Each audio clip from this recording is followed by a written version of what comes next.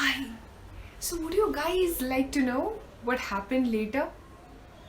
उन 4 महीनों में एक जॉब ढूंढने के लिए न जाने मैंने क्या क्या ट्राई किया था. Government engineering jobs, private engineering jobs, हाँ, इंडस्ट्रियल एरिया में जाके कंपनी टू कंपनी अपने रेज्यूमे लिफाफे में बांध के वॉचमैन को देना, बीपीओ के इंटरव्यू कॉल्स. मुझे जहां भी न्यूज़पेपर में दिखता था job vacancy and I would rush for that interview, but nothing was working. And it was that moment that I had decided to start focusing on my own self. And this is the point guys, जहाँ से चीज़ें बहुत तेज़ी से 180 degree shift लेने लग गई. उस पर्टिकुलर पॉइंट से मैंने एग्जैक्ट लेजर बीम फोकस के साथ अपने ऊपर रिसर्च करना शुरू किया. एग्जैक्टली अपने ऊपर. बिकॉज अक्सर हमें यही नहीं पता होता कि हमारी एबिलिटीज क्या है and what we really want to do. So imagine after my graduation got over, I got my career counselling done. और उस फेज में मैंने अपने आप को समझने के लिए सारे रिसर्चेस किए. What are my abilities, what are my interests, what am I really good at? What are my strengths? कई बार मैं लोगों से अभी भी इंटरव्यू में जब पूछती हूँ what are your strengths, तो पता है लोग क्या बोलते हैं? मेरी माँ मेरी स्ट्रेंथ है. हाँ भाई, वो मेरी माँ भी है, लेकिन इंटरव्यू में आपसे ये नहीं पूछा जा रहा. स्ट्रेंथ का मतलब होता है what is it that you are naturally very good at, or maybe you have practiced and become really good at. What is that skill? Market में आपके स्किल्स के लिए आपको ढूंढा जा रहा है.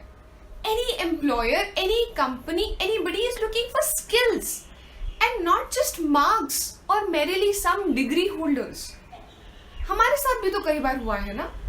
हम घर में एक इलेक्ट्रिशियन, एक प्लम्बर को ढूंढते ढूंढते परेशान हो जाते हैं, but there are so many graduates going around with degrees. So the point is, I know that it is important to be eligible using a degree, but that is not at all enough. What matters is your skills. Yes, and the skills which are the most ignored or considered the most unimportant are the soft skills or the people skills.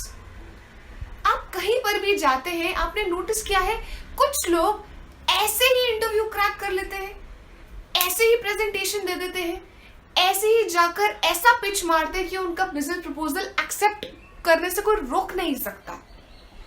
वो कैसे कर लेते हैं? इतने सारे लोगों से networking कैसे कर लेते हैं?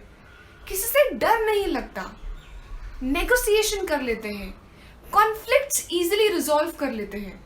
ये सारे स्किल्स बहुत ज्यादा जरूरी है to highlight yourself. And I started taking action for all the skills. मैंने अपने रेज्यूमे पे काम किया, जो इनिशियली मैंने कॉलेज के टॉपर का छापा हुआ था, उसको अपडेट किया. मैंने अपने इंटरव्यूइंग स्किल्स पे, अपने कम्युनिकेशन स्किल्स, इन सब पे काम किया. And that is how I started uploading the updated resume everywhere online. And you won't believe guys, 4 महीने कोई इंटरव्यू कॉल्स नहीं आ रहे थे. यहाँ 3 दिन में 5 इंटरव्यू कॉल्स आ गए. And for my very first interview I went to this army officers exam called the SSB exam. उसका एक बहुत बड़ा coaching academy led by mister colonel Sinha, my very first and the most respected boss. So जब मैंने enter किया office में, imagine दिल में धक धक तो हो रहा था कि इतने दिनों से रिजेक्शंस फेस कर रही थी और एक ऐसी जॉब के लिए आई हूँ जिसके लिए ना कोई डिग्री है ना कोई सर्टिफिकेट है, बस रेज्यूमे लेके पहुँच गई. तो जब सर ने मेरा इंटरव्यू लेना शुरू किया, उन्होंने मुझसे पूछा, सो Nupur, Do you have any prior experience or certification in this particular industry? So I said, no, sir. I have no experience of being a trainer or teaching, but I really love it and I have learned a lot about it and I'm eager to learn more. He just looked up and he said, good. I want a blank slate. I'm going to train you how to train the army men. And guys, 7 years, it's been 7 years that journey of teaching and training and actually doing what I'm so passionate about, it started off.